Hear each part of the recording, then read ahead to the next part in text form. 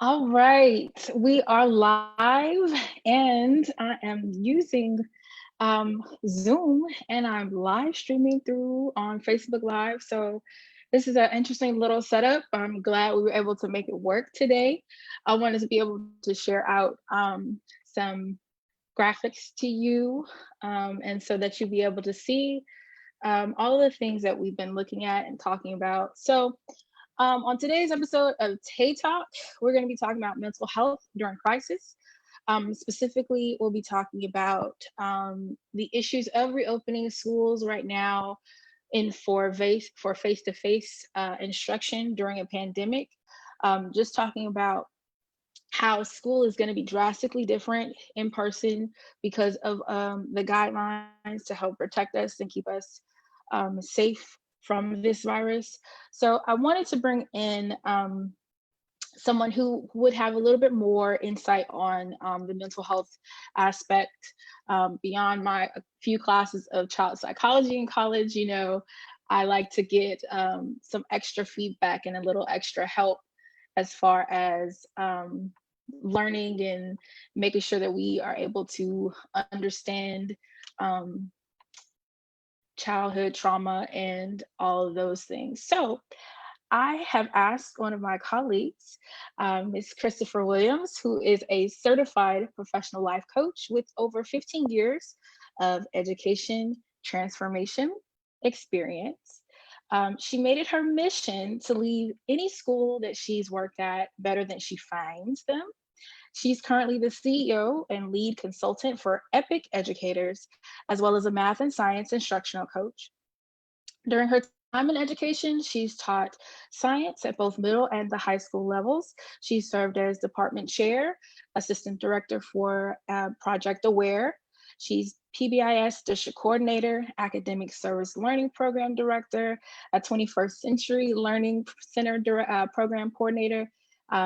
Ms. Williams is also a certified youth mental health instructor. Christopher is an epic motivational speaker, and she really is. And she is presented at the local, state, and national level, addressing topics related to school climate, classroom management, effective teaching strategies, PBIS, and mental wellness in schools. So again, we'll welcome to the TaeTalk, Ms. Christopher Williams.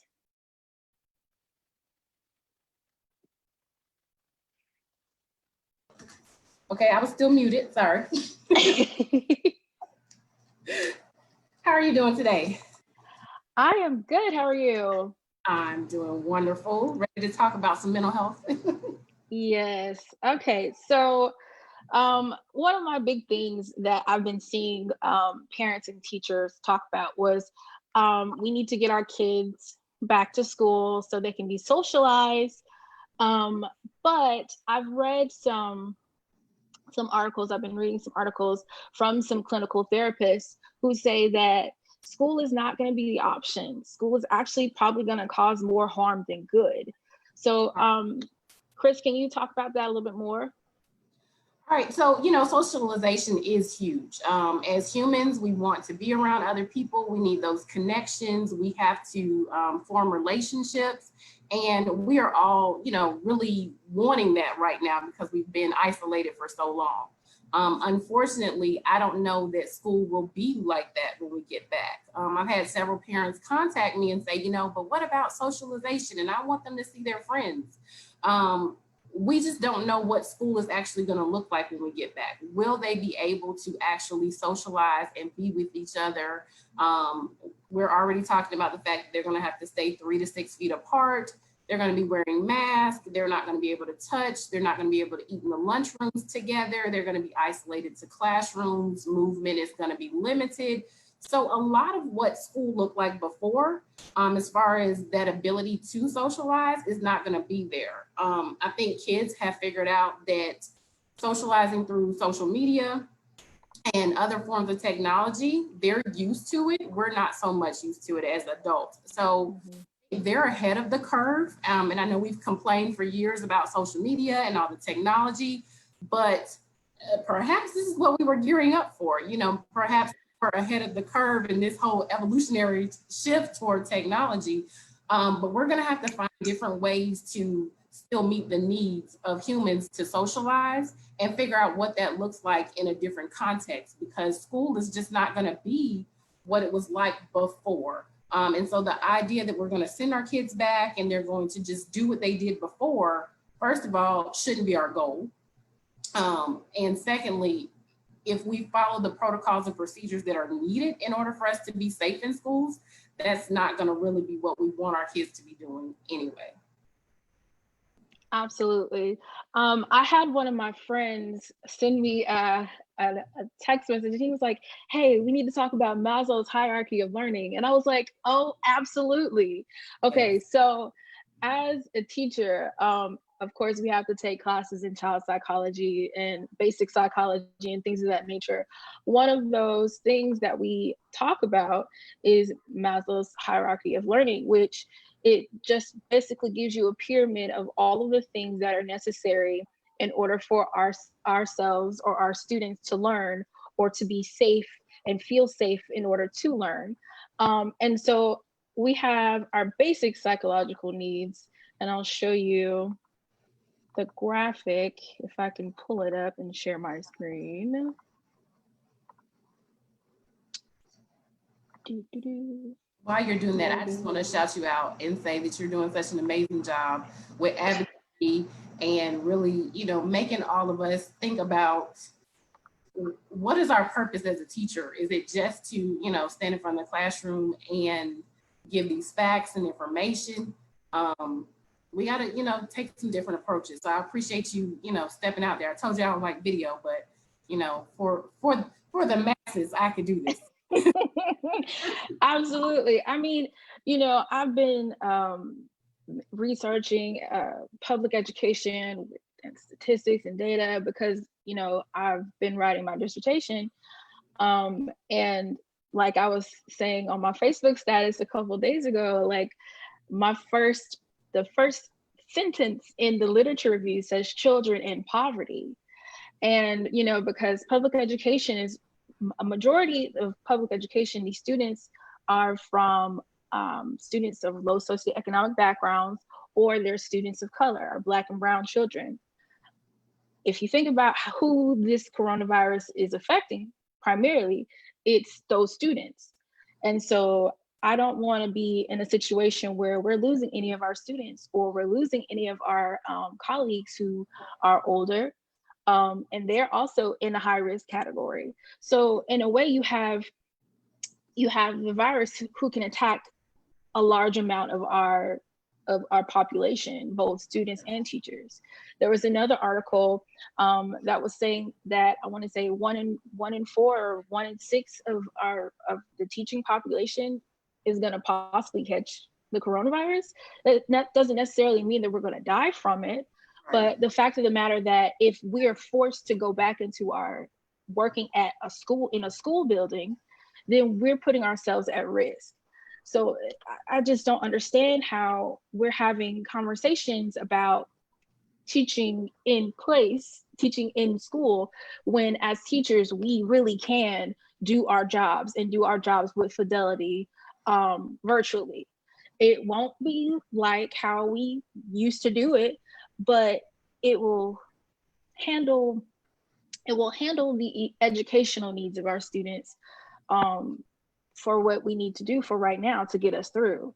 Of course, it's not going to be perfect, but if we're allowed to do what we got our degrees in, and that's to educate and also innovate, I mean, then I think we'll all be better off, and we'll all be healthy and safe, and we won't have to be retiring early, or we won't have to, have to have a conversation with our students that we lost the teacher or we lost the student. You know what I'm saying? Like I want to be wrong about this situation, but science and data tells me that we're looking for, and CDC now says that we're in for a hard fall, because I mean, on top of coronavirus, you got the regular cold and flu season. I mean, if if you know any teacher who start school, it's like maybe 1 or 2 weeks, and then we're sick.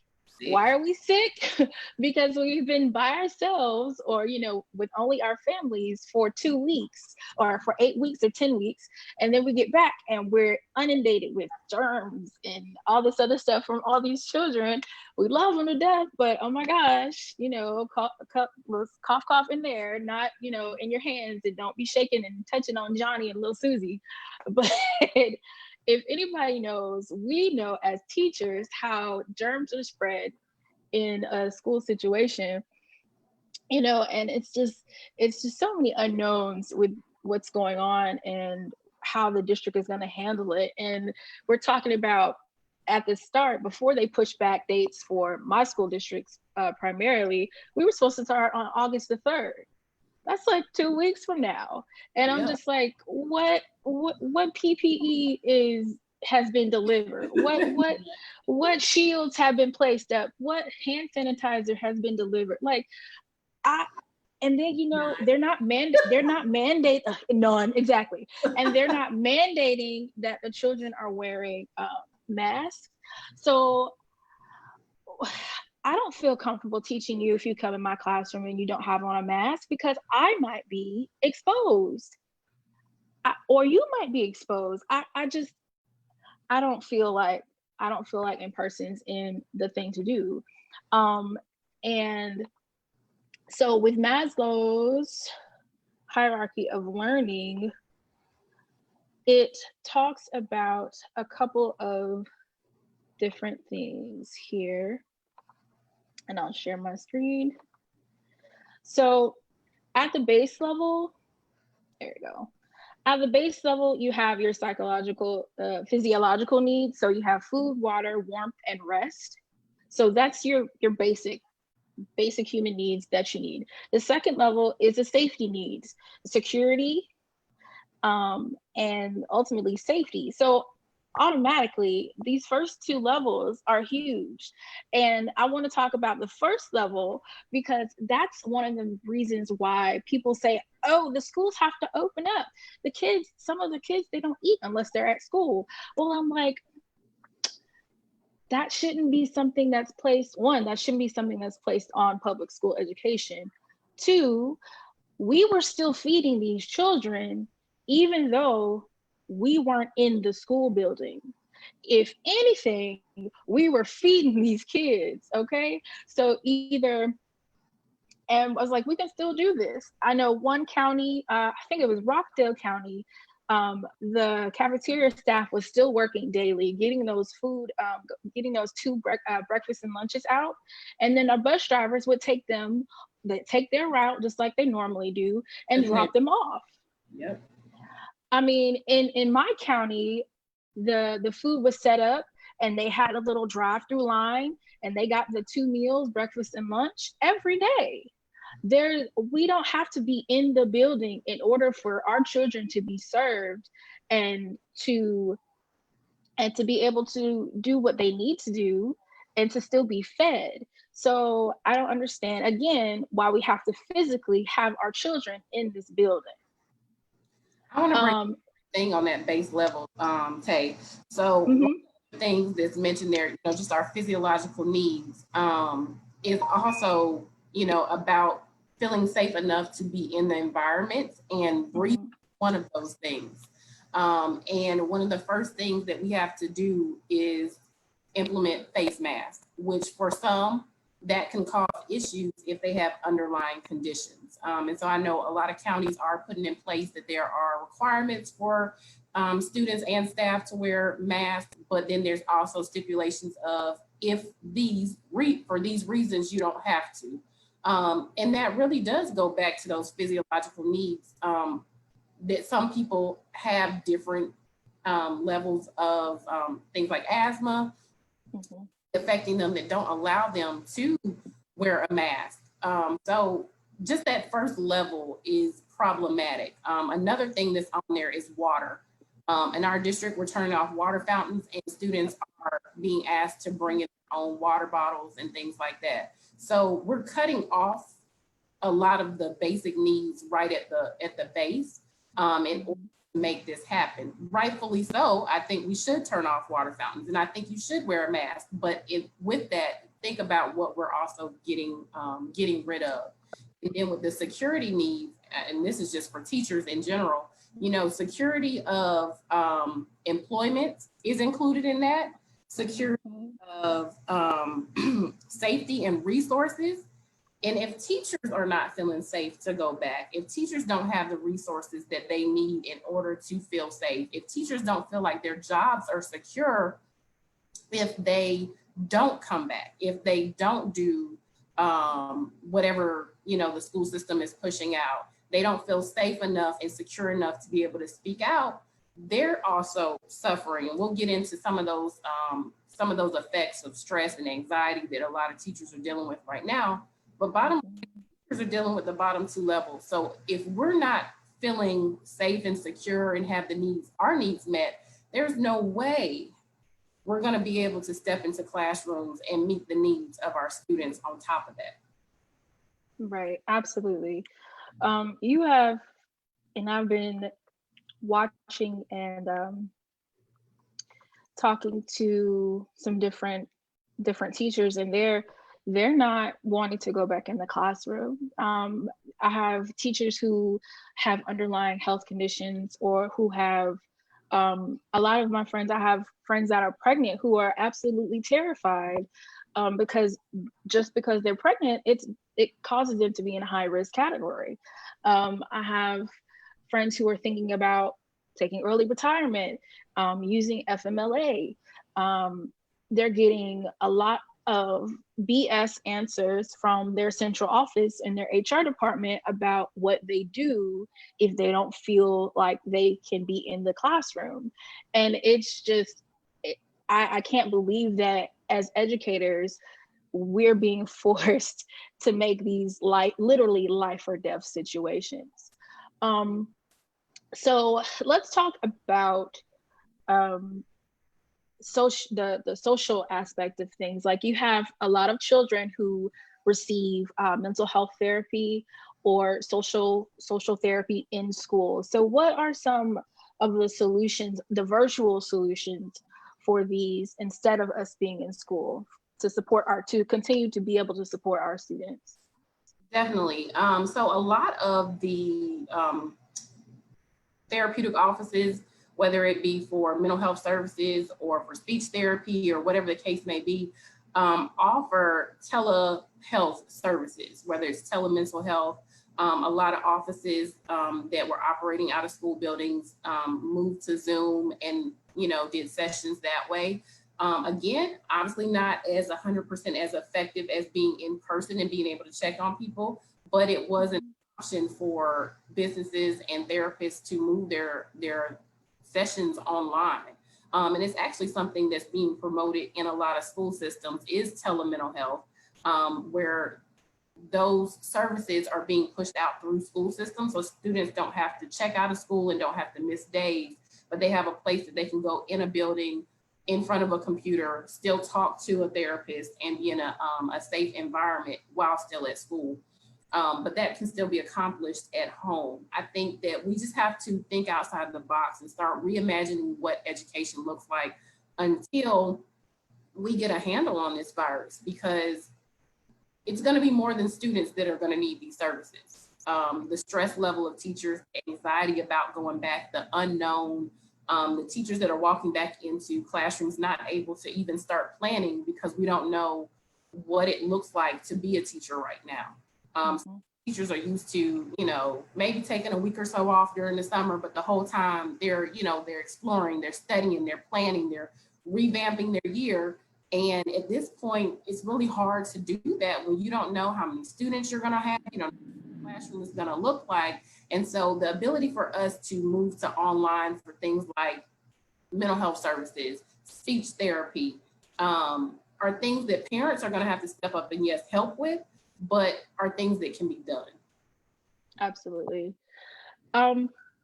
Well, that answers a lot of my questions. I just wanted to bring to the table and bring to the attention of others that we can innovate as teachers. And I implore district level leaders to start talking, really, really actually talking, not just giving and paying lip service to their stakeholders. Um, when I went and I polled my students about how they felt about returning to school, and a lot of them were just like, my parents don't want me to go back. I'm scared. Um, they talk about how they are in multi-generational homes where they have grandparents. They're afraid that if they go to school, they might become asymptomatic carrier and bring it home to their grandparents. Like, these are real concerns that are happening. And I don't think the district level leaders are really taking into account all of the trauma that is being that is happening right now, and that will be perpetuated if they really believe that people need to be face to face. As far as Metro Atlanta is concerned, we are definitely needing to not be in face to face school because of the fact that it's surging. Um, right next to us, South Carolina has become a hotbed, and they have more cases of coronavirus than other countries. This is at a state, and you can only imagine, we're right next to each other. People don't know how to sit down, so you can only imagine people going back and forth. I mean, come on. Florida is another one. They're touching us. Like, seriously, we do not need to be We're not face to 6 face. feet apart from these states. That's the problem. No, thank you. We are not an island. We are not Hawaii. So we're needing to, I just, you don't know where that child has been or where anyone in that building or in that household has been. And so, I've had teachers who were like, well, I'm just going to go. I feel called to go in. I was like, but if you get sick, then what? And it's hard for us as teachers to separate ourselves from the calling, because it is. We love our kids. We want to be there for the kids. And in my current role, I serve teachers, and it is very difficult for me to say I don't want to go back and I don't want to be around people. But the reality is, just like you said, I have 2 kids and I have elderly parents that are in my home. And I worry that if I get something, do I bring it back to them? They both have illnesses that don't allow, that are in that high risk category. So I don't want to go to work every day and bring that back home to my kids or to my family. So it is a very difficult situation, especially when you start looking at what my options are, and the options that they've laid out for teachers, which is, if you think about, you can tell teachers, yeah, take FMLA, great, if you have the days. But then who's teaching the classes that you've now sent these kids back to? Mm-hmm. And Danny, but if everyone is taking FMLA, what sub is signing up for this? The sub pool is already low. We already are, watching each other's classes, at least at the high school and middle school level, Yep. classes on your planning. So I'm just really concerned about who's going to be covering these classes. And a lot of districts have opted to do the hybrid, or not a hybrid, but a choice of going 100% virtual or having a school teach or going in person. So if they do virtual, the child has to be taught by the teacher. We're still trying to figure out what teacher is teaching virtual to these students, and when they're going to have time to teach virtual. And I know for you, you're a teacher that is the only teacher that teaches that subject. So I was one of those teachers as well. And I was the only teacher teaching some of the courses in the entire county. So if I'm the only person teaching it, am I now teaching online and in person? So there's so many questions that teachers have that are not being answered. And when there's that level of uncertainty about your job, your stress level goes up, that level of anxiety. The fact that our jobs are right now not really even offering to provide the correct and proper PPE for us to be safe. I think that if we felt like those CDC guidelines were being followed and we could actually accomplish those things, I don't think we would have an issue with going back. If we could have face shields, if we could have desk, partitions, if we could really actually distance kids 6 feet apart, But what does that look like for education? And what I've heard a lot, and I've said this a few times online, is that what we've been talking about in all these discussions and all the plans that have been put out is the idea of schooling, the structure of what schools provide. At no point have we really talked about how children are going to be educated. What are your children learning? What are the outcomes going to be at the end of the year? Because parents are like, I don't want my kid to get behind. Your child doesn't have to get behind at all. It doesn't have to be a gap in learning. It just means that we can't continue to rely on just the person in the classroom to be their educator. Those that are not living in low socioeconomic status understand that the world is their teacher. And we have to understand that experiences and the world can actually teach us so much. As teachers, we put those things into context for them, but learning does not start nor stop inside of the four walls of a classroom or a school building. And so we have to get creative, we have to be innovative, and we have to say, as teachers, what can we do to make sure that our children don't get any further behind, and that we educate parents on what they can do to really advance education for their students and their children. Because what you're going to receive is not going to be what you think it is if all we've been planning for is to get your kids to school, get them fed, and get them home, which is what, if anybody's been in education, that's the first day of school. Get them in, get them fed, get them out. That's what they tell you. We come here, make sure everybody's safe, get them some food, get them home. But if we're going to be doing that every single day, that's not educating them. The first day of school is not an education. And we can't keep repeating the first day of school over and over throughout the year because we haven't laid out well-developed plans for education during a pandemic.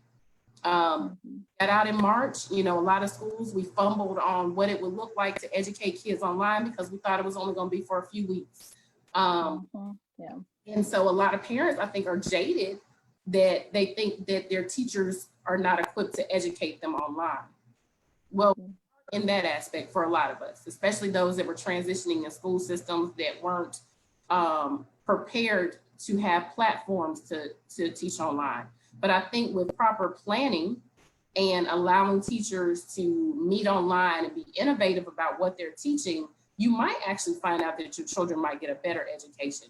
Because, we ran a whole summer program online. And when I tell you it was the most fun I've had in a long time, and you think, how are high school kids gonna be in a summer program online? But we had so much fun, and the kids were so creative, and we forced them to think outside the box, even though we were all in our own homes. We had our own little community of what we were doing for 3 weeks. And we provided them the resources, and the schools can do the same thing. You could have days where you pick up your resources and this is what you do, and this is how we're going to do it, or just be creative altogether. There's so many different online platforms, but if we work together as an educational unit on educating our kids and not just housing them for 8 hours of the day, sometimes 10 hours of the day, we might actually get ahead in education. And not be so far behind. So I want parents to really think about, what are your school districts telling you about the education of your children? The outcomes at the end of the day. Because right now what I'm seeing, the outcome is that we're trying to hopefully maybe prevent your kid from getting sick. Right. And that's it. Yeah. Oh, geez, it's a lot. Well, Ms. Williams, I appreciate you being on my TaeTalk today. There is a mental health training that you're hosting that I signed up for. So if you could tell our viewers about that. Sure. So it's called Youth Mental Health First Aid, and it is for anybody who interacts with youth. I primarily teach my class to educators, but it is open to parents, and I highly recommend. I actually think that every parent who ever had a child should have to take the class. Like, it should be like a mandatory thing. Anybody that's taking the class can tell you that it will give you the tools and resources that you need to be able to help students who are in need, and open your eyes to maybe even some of the challenges that you're facing as an educator within a building. the course teaches you to recognize the signs and symptoms of someone who's dealing with a mental health challenge or illness, and the proper steps to help them get to treatment. It does not teach you to diagnose or treat anybody, but it teaches you what you do when you recognize something in somebody, the questions to ask. It also talks about reducing the stigma around mental health, really being able to talk to students and talk to children when they're going through something and not dismissing it. And some of those signs and symptoms are things that are typical of adolescence. And so some of those may get overlooked. But the goal of youth mental health first aid is that the more people that are trained in it, the more people are looking for those signs and symptoms. Because what we find is oftentimes when students get to the point where they are ready to or have decided to take their lives and it's at a level of suicide, that in hindsight, multiple people have seen the signs and symptoms, but didn't know that that was what was going on. And so a collective group of people being able to recognize those signs and symptoms and have those conversations. And I can say, hey, Tay, did you notice such and such about this particular student? And they'll say, yeah, I've noticed that too. And so now you have more eyes and ears watching students at a different level. The other thing about the course that I love is that it will change your perspective on teaching altogether. The approach that you take with mindfulness in your classroom, in your lessons, and understanding that you're walking in with all your baggage, but so are those kids. And asking them to drop their bags at the door and you still carrying yours is not really an option. Yeah. So it's just an eye-opening course. It used to be an 8-hour course, but due to the pandemic, switched gears.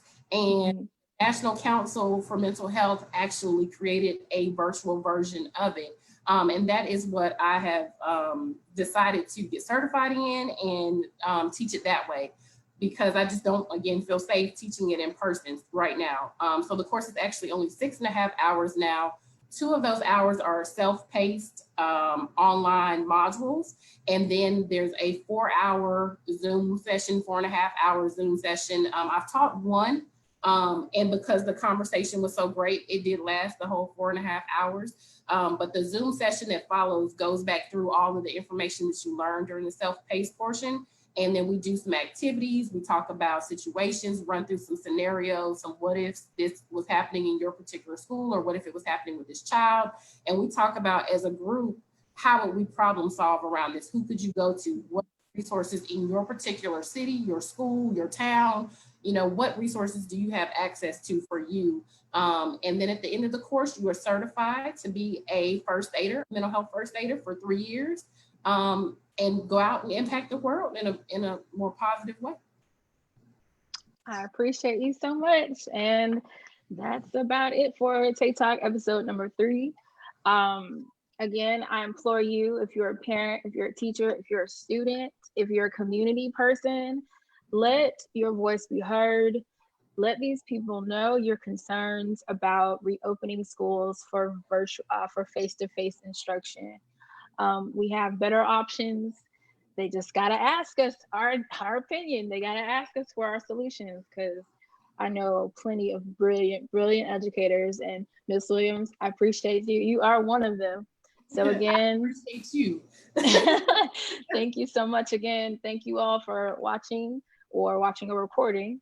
We'll see you for the next time. Bye.